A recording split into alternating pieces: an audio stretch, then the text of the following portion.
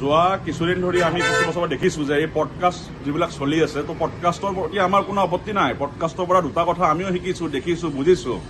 কিন্তু পডকাষ্টৰ নামত কিছুমান কণ্টেণ্ট ক্ৰিয়েশ্যনৰ নামত কিছুমানে এনেকুৱা কিছুমান কাম আৰম্ভ কৰিছে যিটো সুস্থ এখন সমাজৰ পৰিচায়ক নহয়।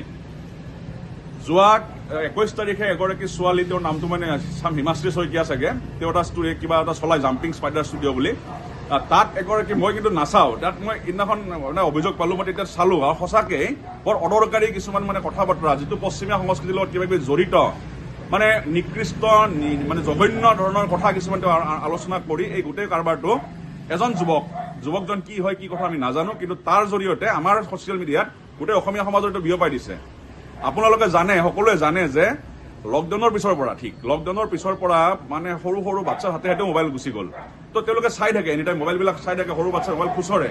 তো আৰু যুৱ প্ৰজন্ম এনেকুৱা এটা সময়ত এনেকুৱা এটা ধৰণৰ নিগেটিভ মানে জঘন্য কাৰবাৰ কিছুমান তেওঁ তাত এই পডকাষ্টত কৈছে, কিবা ইলুমিনতি নে কি নামৰ কিবা এটা কনচেপ্ট, মানে এইটো এনেকৈ বুজাইছে যিটো আমাৰ সমাজত দৰকাৰ নাই, অদৰকাৰী কাৰবাৰ কিছুমান। কিন্তু ভৱিষ্যতে ই আমাৰ সমাজক বিপথে পৰিচালিত কৰিব পাৰে, যুৱ প্ৰজন্মক বিপথে নিব পাৰে।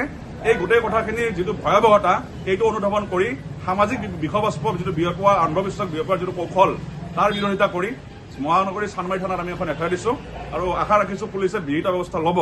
লগত ইয়াকো কওঁ, এই এফআইআৰখন এটা ৱাৰ্ণিং বেল হোৱা উচিত, যাতে এই পডকাষ্ট চলোৱা মানুহবিলাকে মানুহক কিবা এটা দিয়াৰ কাৰণে ভাল বস্তু এখন সুস্থ সমাজ গঢ়াত অৰিহণা যোগাওক, কিন্তু অকল টিআৰপিৰ কাৰণে, ভিউজৰ কাৰণে যি টি কাম নকৰিবলৈ আমি অন্য পডকাষ্ট যোনে যোনে চলাই আছে তেওঁলোকক আমি অনুৰোধ জনাইছোঁ। ধন্যবাদ।